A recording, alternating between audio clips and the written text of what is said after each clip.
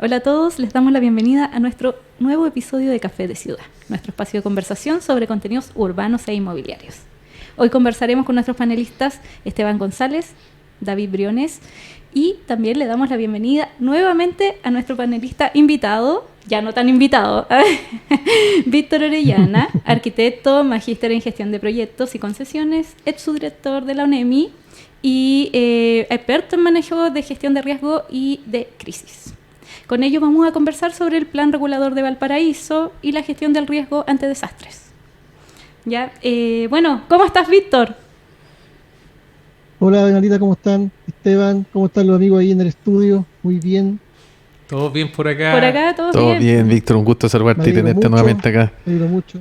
Nuevamente, Víctor, un tema que no Lamentablemente no es, fue no es tan bueno. presencial, pero estamos todos juntos siempre comunicados en esta mesa. Está bien. Así es, la tecnología nos ha ayudado a continuar con nuestro café de ciudad, inclusive en las vacaciones. Víctor, bueno, el Exacto. tema que nos convoca hoy no es bueno, de nuevo es algo que nos entristece bastante como sociedad, pero bueno, aquí estamos, vamos a analizar un poquito el plan regulador de Valparaíso, las condiciones y qué es lo que se puede hacer para mitigar riesgos, hacer construcciones que sean un poco ubicadas en mejores lugares y todo. Según un estudio realizado por la Unidad de Asesoría Estratégica de AGS, se identificaron algunas zonas afectadas por el reciente mega incendio ya ocurrido a principios de febrero en Viña del Mar, Quilpué, Villa Alemana. Y según este análisis, se aprecia que más del 30% de la superficie afectada por los incendios corresponde a zonas urbanas y de extensión urbana. Y mientras que el 35% aproximadamente corresponde a la Reserva Nacional Lago Peñuelas, Santuario de la Naturaleza Palmar El Salto, Jardín Botánico Nacional de Viña del Mar y algunas áreas verdes intercomunales. Bueno, sin duda se requiere más sintonía fina para planificar las ciudades y evitar riesgos que puedan existir sin una planificación y una mitigación adecuada. ¿Cierto, Esteban? Sí, bueno, entrando en este tema tan contingente, tan doloroso, nosotros quisimos desarrollar un informe técnico normativo para poder, de alguna manera, de forma objetiva, poner sobre la mesa los usos de suelo que hoy en día existen sobre el territorio de acuerdo al Plan Regulador Metropolitano de Valparaíso y de acuerdo al Plan Regulador Comunal de Viña del Mar y de Quilpué. Y esas estadísticas que tú mencionabas son así, es decir, hay un 30% que son zonas de extensión urbana, un 35% que son áreas de protección y el 35% restante son zonas rurales. Vale lo anterior, y son zonas rurales que están principalmente en quebrada, en áreas con muchas pendientes, y desde esa perspectiva no son desarrollables. Nosotros quisimos levantar ese aporte. Aparecieron hartas teorías conspirativas de que había manos negras que estaban del mundo inmobiliario tratando de incendiar y aprovecharse a futuro para generar cambios de uso de suelo. Todos los que estamos en esta mesa sabemos que un plan regulador metropolitano de Valparaíso tardó más de 10 años en modificarse y que hoy día un plan regulador comunal tarda aproximadamente 5 años promedio en modificarse. Y desde esa perspectiva, más toda esta información que está sobre la mesa en este estudio que es público, se puede por lo menos visualizar que claro, esto es intencional por lo que ha salido en los medios de prensa, pero no sabemos realmente de a dónde viene esa intencionalidad. Tampoco pretendemos en este capítulo quizá determinar quiénes los que provocaron, pero tenemos mucho que aprender y por eso queríamos que Víctor nos acompañara respecto a cómo poder gestionar estos riesgos. ¿Eran evitables? ¿No eran evitables? ¿Qué hicimos bien? ¿Qué hicimos mal? El tema de los asentamientos precarios, muchas veces esos asentamientos no aparecen ni siquiera en los registros del Estado, por lo cual muchos asesores indican que ni siquiera existen, por lo cual tampoco se pueden ayudar. Hay planes de emergencia que no estaban vigentes, que fueron copiados, pirateados. Es decir, hay una cantidad de cosas que se pueden levantar. Y Víctor, quizás si nos podías ayudar con tu primera visión y approach a este tema. Sí, mira, la otra vez que nos juntamos hablamos de este concepto, ¿cierto, Muletilla, que los desastres no son naturales, ¿te acuerdan? Sí, pues sí. Y bueno, los incendios forestales mucho menos, ¿cierto? Aquí en Chile casi 100% son generados por mano humana, ya sea accidental, negligente o intencional. Entonces hay un punto ahí tiene que ver con varios otros fenómenos, ¿cierto? Pero que lo que nos hacen ver y un poco lo que decía Esteban, estos desastres y cualquier otro de otro tipo nos hacen ver un poco las tareas pendientes, ¿cierto? Las fallas estructurales, los problemas subyacentes, la mugre que metemos debajo de la alfombra. Y el ordenamiento territorial o la falta de ordenamiento territorial de alguna forma es una tarea pendiente y cuando ocurren estos desastres nos hacen ver que eso está ahí todavía, sin resolver. Entonces, ir analizando este evento, este desastre nos va mostrando que en el avance, el recorrido de este incendio que se extendió por 25 kilómetros, ni más ni menos, fue pasando por distintos tipos de uso de suelo, distintas cosas que deberían pasar, distintas cosas que deberían estar equilibradas entre ellas, lo rural, lo urbano, lo forestal, lo industrial. Y lo que hizo ver este incendio es que todos esos usos a lo mejor no están en un equilibrio tal que permita convivir con este riesgo, que es parte de lo que nosotros tenemos que entender. Entonces, es súper interesante la mirada desde lo urbano, porque es como está ordenado este rayado cancha, y, o que no está ordenado, digamos. Y yo creo que estos incendios, como otro tipo de desastres, nos hacen ver que hay mucho pendiente y que en este sentido todavía quedan cosas por avanzar, sobre todo también en esa zona. Claro. Ahora, a mí se me viene a la cabeza que cuando veo la foto aérea, cuando veo de dónde venían los vientos, uno piensa que en realidad la zona de riesgo es completa, es todo Quilpué y Villa Alemana, la conurbación completa está en un cajón, rodeada de áreas baldías, forestadas, y que esto podría haber sido pero mucho más terrible, pero no podemos de alguna manera mover dos comunas, como mover una ciudad y correrla a otro sector. Es decir, tienen que haber quizás medidas paliativas para poder minimizar los riesgos sobre esta área. Pero claro, tú ves la foto aérea y el incendio podría haber pasado por arriba. Y ahí sí que estaríamos hablando de cosas Claro, peores sí. todavía. Yo creo que este incendio hizo el máximo daño posible, ¿ya? O sea, si uno lo ve en pérdida humana, digamos, de hecho ya estamos en el incendio que ha generado más fallecidos en la historia de Chile. La cantidad de viviendas quemadas también superó el de Valparaíso. Eh, claro, efectivamente, bueno, y como ya está comprobada de cierta manera la intencionalidad, efectivamente aquí hay una mano que generó un daño que fue gigantesco, ¿ya? Entonces, em, y eso empieza un poco a poner en duda nuestras capacidades de poder enfrentar este tipo de desastres y el tamaño que pueden llegar a tener, ¿cierto? Así como los terremotos pueden llegar a tener máximo 9,5 o un poco más, los incendios forestales también van cada vez sobrepasando nuestra capacidad. De hecho, me acuerdo en 2017 cuando estábamos en ONEMI que con esos incendios se inauguró una nueva categoría a nivel global. Los incendios tienen categorías, de hecho. Entonces, en ese tiempo existía solamente hasta la categoría 5 que se mide por el avance del consumo de energía del incendio, digamos. Y, y con ese incendio sobrepasamos la categoría 5 y pasamos a la sexta. Y estos incendios cada vez van tensionando esas categorías. Lo más probable es que en 2 años más, un 10 años más, tengamos nuevas categorías, pasemos a las 7, a las 8, etcétera, y terminemos quebrando récords cada 2 años. Entonces, yo creo que ahí el ordenamiento territorial es una herramienta para poder combatir eso, para poder enfrentarlo, porque lo que entiendo yo busca cómo convivimos en equilibrio entre las personas, las actividades, la naturaleza, digamos, lo construido. Yo creo que ahí este factor del riesgo de incendio tiene que estar, digamos, cada vez más claro, más presente, y yo creo que ahí, no sé, ustedes como más expertos, no sé, David también, Eduardo, Esteban, eh, ¿con qué instrumental contamos hoy día para poder enfrentar estas cosas? Claro, hay un tema re importante, escuchando ahí a Víctor, dentro de estas tareas pendientes, a diferencia de otro tipo de riesgo, el periodo de retorno en incendios es bastante corto, o sea, todos los años hoy en día tenemos problemas, ¿cierto?, en diferentes lugares de Chile respecto a los incendios. Entonces, si no hemos sido capaces de resolver estas tareas pendientes, por ejemplo, con los sismos que más o menos se presentan cada 10 o 15 años, es un tremendo desafío en el fondo en un año tratar de prepararnos no solamente desde el punto de vista de la gestión, sino que también de la planificación y poder enfrentarlos de mejor forma. Estamos hablando que acá, que de acuerdo a las imágenes satelitales, por ejemplo, de la NASA, se quemaron más de 13.000 hectáreas. Estamos hablando de una mayor superficie, por ejemplo, que la ciudad de Valdivia, urbana, ¿cierto? O que varias ciudades a nivel nacional hemos visto, ¿cierto?, durante la semana que se hacen, ¿cierto?, estos análisis comparativos respecto a poder escalar más o menos de cuál fue la envergadura de este incendio. Pero yéndonos a lo que es la planificación urbana, hoy en día, por ejemplo, hay un proyecto, ¿cierto?, que se está tramitando en el Congreso que incorpora, ¿cierto?, una modificación en la Ley General de Urbanismo y Construcciones respecto particularmente al tema de los incendios.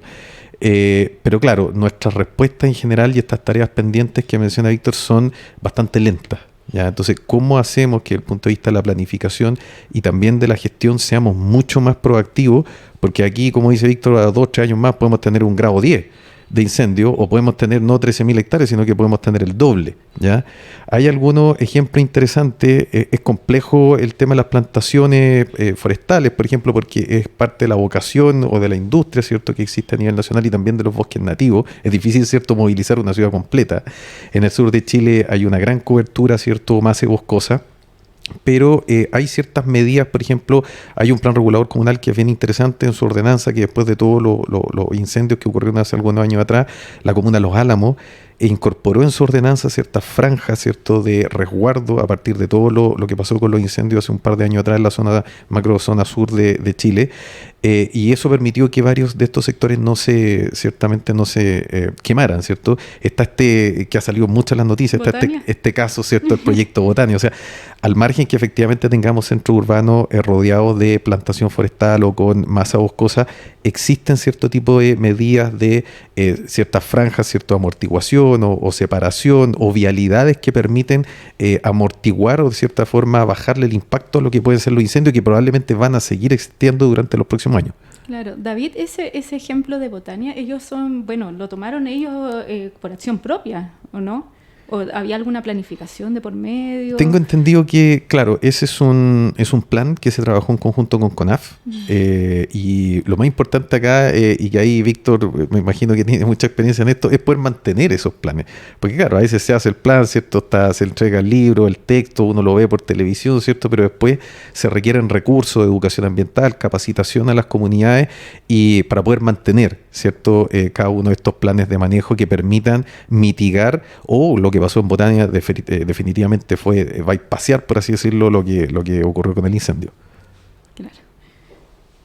Y bueno, ese proyecto, claro, es un piloto que tiene CONAF en varias ciudades. De hecho, está bien distribuido, y en este caso se llama Comunidades Preparadas, ¿ya? Y tiene como ese objetivo, digamos, de gestionar como de abajo hacia arriba, ¿ya? Y organiza comunidades, y en este caso el ejecutor fue Cáritas, que también trabaja en esto como financiando, digamos, estos proyectos, porque requiere un cierto nivel de financiamiento que afortunadamente es bajo, entonces requiere gran inversión para este tipo de cosas, pero combina medidas que son estructurales y medidas no estructurales, por así decirlo, ¿ya? Las estructurales que tienen que ver con, por ejemplo, ya la mantención de cortafuegos, el distanciamiento, manejo de pavimento, para poder alejar la vegetación, sistemas de reserva de agua para poder humidificar, digamos, las zonas más que pueden estar expuestas al fuego, y esas cosas se van construyendo con estas inversiones que son de bajo impacto, pero que se complementan con organización, con comunicación, con preparación, con trabajo permanente de esa comunidad de 70 viviendas. Entonces, hay una receta que, bueno, que de hecho se usa en California, en varios países, digamos, y que está demostrando que es exitosa para este incendio, ojo, ¿ya? Y en ese sentido yo creo que es bueno tomar las lecciones, poder usar estas herramientas para poder pensar en cómo reconstituir las zonas más afectadas, y definir que esto efectivamente no se soluciona con solamente una mano, sino que con las dos, ¿cierto? Hay que construir capacidad, digamos, física, de infraestructura, pero también capacidad comunitaria para poder organizarse cuando los equipos de emergencia no llegan o no dan abasto, digamos, que es lo que pasó ahora. Entonces, hay una lección súper clara, yo creo que desde lo urbano, tanto en lo físico como en lo comunitario, en lo social, digamos, está viéndose como una solución, digamos, súper clara para el futuro. Súper bueno el ejemplo. Ahora, desde la perspectiva de las comunas y de sus planes de emergencia, al parecer acá no funcionaron bien, o el Estado no está funcionando bien en muchas aristas. Ya yo creo que en los últimos 10, 15 años se ha notado que el Estado cada vez necesita más gestión o realmente se necesita una modificación para que sea más eficiente, una reforma estructural, porque las alarmas muchas veces la gente decía que sonaron cuando ya estaban las llamas encima, los equipos de emergencia no llegaron, es decir, al final fue sálvese quien pueda. Y cuando uno ve también a los propietarios privados, a empresas forestales, hoy día tienen, no sé, pues tienen torres de control con vigías, helicópteros, helipuertos dispuestos en diferentes partes del territorio, están con drones chequeando que ojalá no se les queme sus campos, pero de la perspectiva pública, gran porcentaje de estos territorios eran públicos, sobre todo donde se originó, había una carencia total de control respecto a qué hacer o cuándo partió, cómo atacarlo, es decir, esa desidia respecto a cómo está funcionando el sistema público. ¿Cómo lo ves tú, Víctor? ¿Cómo hacemos un cambio de tuerca? Porque, claro, podemos tener unos planes bonitos, espectaculares, copiados o no copiados, me da lo mismo, pero que veamos ahí si funciona, pero que dicen todo lo que hay que hacer, pero después cuando hay que hacerlo, ¿cómo lo hacemos? Porque no está esa proactividad, no está esa energía para poder lograr movilizar a todos los equipos y llegar en el momento correcto. Mira, en este incendio se da una paradoja de que nunca se había invertido tanta plata en prevención y combate de incendios forestales como hasta ahora. De hecho, yo miraba las cifras así como cierta envidia, digamos. En mi época teníamos 3 veces menos plata para tener más aeronaves, brigadas, etcétera, etcétera, plata para prevención. Entonces uno ve que efectivamente eso no es la única vía de éxito, digamos, ¿cierto? Que no basta con solamente traer más aeronaves, traer más brigadas, que hay temas que se pueden solucionar. De hecho, efectivamente, bueno, uno ve las cifras de CONAF hoy día, sacando este incendio, que va a marcar obviamente todo lo que fue esta temporada. Efectivamente hay menos hectáreas quemadas que el año pasado y que el año antepasado y que hace 5 años. ¿Ya? Eso habla de que hay cierta capacidad que está permitiendo que los incendios, la mayoría de los incendios llegue a máximo 5 hectáreas. ¿Ya? Eso es un dato y está ahí. ¿Ya? Y eso habla de cierta eficiencia en ese punto. Pero este mega incendio, que el de Valparaíso, que mató 130 personas y quemó 7.000 viviendas, va a ser siempre el evento que se va a recordar respecto de este año. ¿Ya? Entonces, yo me acuerdo la semana anterior al gran incendio, CONAF celebraba, digamos, estos logros, digamos. Mira, vamos súper bien, llevamos muy pocas hectáreas quemadas. Bueno, vino el incendio de Valparaíso, que fue una bofetada para toda esa especie como de triunfalismo, como de medio tiempo, digamos. De hecho, ahora volvió a aparecer un titular hoy día respecto de eso, que está bien, es un dato, pero no borra lo que pasó ahora. Y como dice Esteban, claro, hubo un tema ahí en que el Estado efectivamente no logró proteger a su gente, no logró alertar, evacuar, cuidar, digamos que es una responsabilidad que tiene el Estado, pero que también siempre está limitada. O sea, como te decía al principio, o sea, todos los sistemas tienen un umbral de capacidad, digamos que tiene un techo, y ese techo cada cierto tiempo se supera, ¿ya? A nosotros nos pasó para el 27F, nos pasó para el 2017 y nos pasó ahora. Y le pasa a Chile, y le pasa a Estados Unidos, le pasa a España, y le pasa a Japón, nos pasa. O sea, no hay capacidad infinita para este tipo de eventos. Este fue un evento gigante que se dio en el peor momento, eh, sin ánimo de justificar, pero efectivamente fue un evento que se le fue de las manos las capacidades que tenemos. Ahora, ¿se puede haber frenado antes? Claro que sí. ¿Se puede haber evitado que se generara? También, claro que sí, sobre todo si fue intencional. Entonces hay que ir retrocediendo y viendo cuál es la llave que hay que ajustar, cuál es la tuerca que hay que apretar, porque en algún momento el incendio se hizo incontrolable y no había capacidad instalada para poder afrontarlo. ¿Ya? Todo eso está en el análisis, está en la discusión hoy día, está en estudios, hay muchos expertos dándole vuelta, se van a sacar muchas conclusiones, pero más allá de la receta, este evento es particular, son estos cines negros, digamos, que dejan la escoba. Y nos tiene que ayudar a sacar lecciones, porque efectivamente no bastó con el aumento de inversión. ¿Ah? Hay que ver otros temas que son tan relevantes y que tienen que ver con cómo convivimos con este riesgo. A mí uno de los temas que más me complejiza tiene que ver con los asentamientos precarios, que tiene que ver con los campamentos, las tomas, porque mientras no se regularicen esas propiedades no existen. Y muchas de esas propiedades están ubicadas precisamente en áreas de riesgo. A veces hay catastro, a veces las juntas de vecinos se organizan y las municipalidades saben de que existen. Pero hoy en día hay una mano bien laxa respecto a estos asentamientos y precisamente es ahí donde quizás muchas veces se encuentran que las quebradas están llenas de basura, no existen urbanizaciones que permitan que entre un carro bomba. ¿Cómo lo ves tú eso, Víctor? Bueno, ese es otro de los problemas que tenemos debajo de la alfombra, ¿ya? Y que aparecen también con estos eventos. O sea, la emergencia habitacional está instalada, hemos hablado de campamentos hartas veces, ¿cierto? Durante la pandemia crecieron el 70%, 80% en un año. Es un tema que también se nos fue de las manos, digamos, como sociedad, ¿ya? Y que ahora se ve y que ahora se muestra y nos revientan la cara en forma de incendio, ¿ya?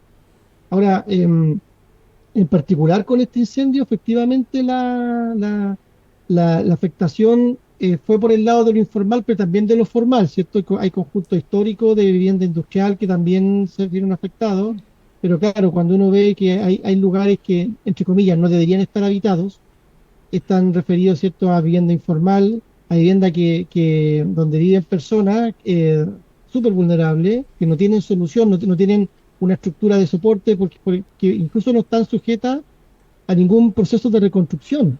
O sea, el sistema no se puede hacer cargo de ellas. Y eso hay una nota que salió en CIPER que hablaba justamente de que hay personas, viviendas y comunidades que no están siendo atendidas porque no pueden ser atendidas, porque están viviendo una condición de informalidad, de ilegalidad, y quedan fuera, y eso es súper complejo. Desde el punto de vista de los derechos humanos, es bien complejo, digamos, dejar fuera a esas personas por una condición puntual de habitabilidad que es informal, y que son parte de estos problemas que, digamos, que tenemos que atenderlo ahora, pero que también tenemos que atenderlo en el día a día, ¿cierto? El pequeño desastre de todos los días.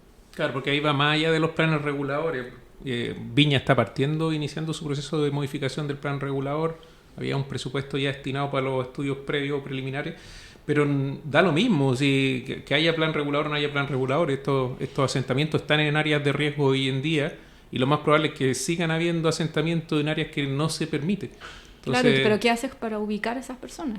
Ya lo conversamos también con Víctor, creo, en el capítulo, en el programa anterior, y también es algo que nos hace ruido y que hay que formalizar eso de alguna forma. Hay hartas propuestas de la Cámara, hay que darle alas ahí a la industria inmobiliaria y no frenarla. Pero bueno, es parte también de la crisis económica. Hay hartos factores que hoy día inciden en que precisamente el ritmo o la velocidad de construcción de nuevas viviendas o soluciones habitacionales no sea quizá el que se requeriría. Claro. David. Sí, escuchándolo mientras estaban hablando, creo que dada la naturaleza que tenemos como país, en términos de somos de los países más sísmicos del mundo, con una mayor cantidad de volcanes, con un borde costero que tiene más de 4.200 kilómetros y con una masa boscosa y una topografía que es compleja. Es cierto, yo coincido, o sea, la capacidad de gestión tiene un límite, los recursos también, pero debido a nuestra naturaleza, creo que le hemos puesto súper poco foco a este tema y debiésemos desafiarnos a ir mucho más allá. No estamos hablando, ¿cierto?, de un país que tiene una poca, ¿cierto?, presencia de riesgo. Estamos hablando de un país que tiene mucho riesgo, o sea, más del 90% del territorio chileno tiene riesgos naturales o riesgos antrópicos, o como dice Víctor, ¿cierto? Casi ninguno de los riesgos naturales son naturales, casi todo en el fondo los riesgos se constituyen por a veces problemas de planificación de la gestión, pero debiésemos desafiarnos a ir mucho más allá. Creo que uno de los temas prioritarios, hay temas prioritarios que están en otros ámbitos, pero el tema de la planificación urbana, de cómo hacer mejores ciudades, de cómo generar cortinas de fuego, cómo planificar de mejor forma y construir de mejor forma, entendiendo que está la posibilidad, ¿cierto?, que se presente este tipo de eventos casi todos los años, o por lo menos cada 2 o 3 años, es algo que debiésemos sentarnos a reflexionar.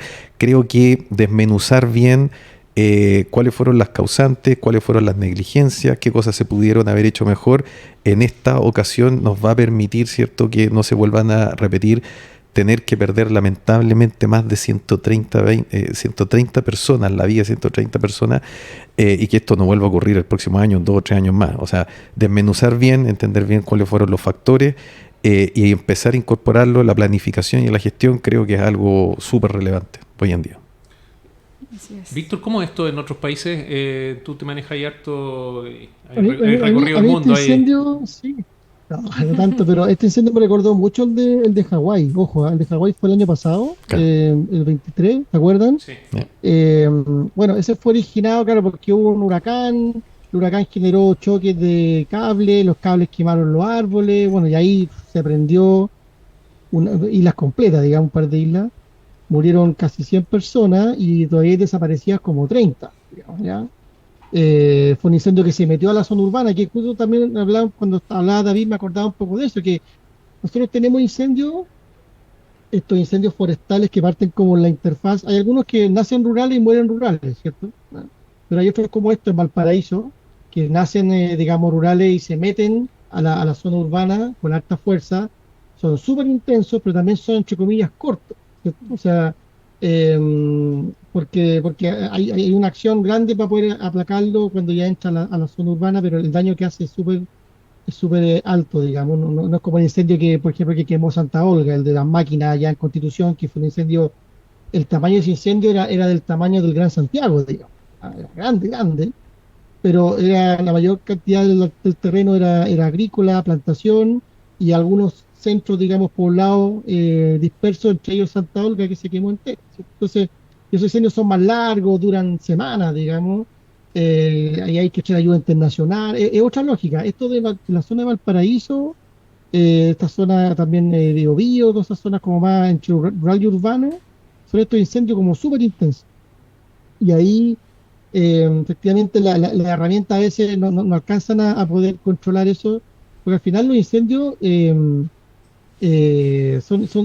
eventos que hay que contener primero, antes de extinguir, ¿ya? Y esa contención a veces es posible o no, en la medida que las condiciones del tiempo atmosférico lo permiten. O sea, hay de verdad, ahí me tocó sobrevolar incendios en aviones de monitoreo y uno ve que la capacidad de los helicópteros es ínfima, digamos, al lado de un incendio gigante que se da y que mientras no cambie el clima y no eche la agua costera y no cambie la lluvia, digamos, no se van a apagar. Y ahí uno ve, digamos, lo pequeño que son nuestras capacidades. Y le pasa, como digo, le pasa a California, le pasa a Grecia, le pasa a Portugal, le pasa a España, pasa a Australia. Y yo creo que es algo que tiene que ver con fenómenos globales subyacentes y que hablan incluso de un nuevo periodo del Piroceno, ¿cierto? De que vamos a estar gobernados por el fuego y combatiéndolo permanentemente. Está bien. Nos pusimos ahí cataclismo bien a nuestro planeta. Oye, pero Víctor, ¿qué hacemos con la UNEMI? Entonces, ¿la dejamos tal cual? ¿Le damos más poder? ¿Necesitamos un SAR como tú que esté a cargo de esto? O le cambiamos No, nuevamente de siglas, de Senapred a otra. Sí, otra No, sí. mira, a ver, yo creo que aquí Chile tiene un sistema, digamos, que coordina el Senapred. Y en ese sistema hay organismos de distintos roles, distintas capacidades que conviven y que el Senapred coordina. Esta es su labor. Y uno tiene que empezar a fortalecer todos esos músculos, ¿ya? Senapred hizo lo suyo desde el fenómeno, desde el evento del 2010, digamos, que fue una de las crisis que generó todos estos cambios. CONAF también está en su proceso, ojo, CONAF también viene del 2014, el 2017, con procesos institucionales que no han terminado todavía, no han desembocado, digamos, en nuevos cambios.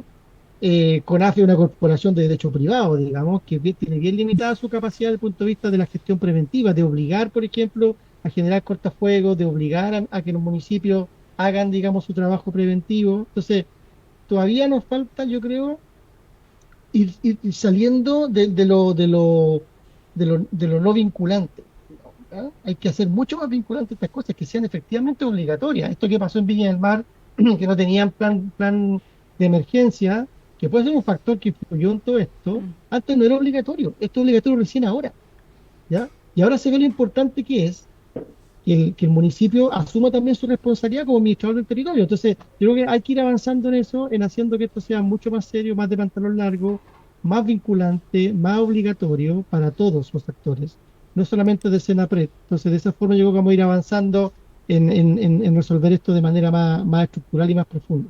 Pero por ahora, el Senapred yo creo es parte del problema, pero no es el centro del problema. Claro.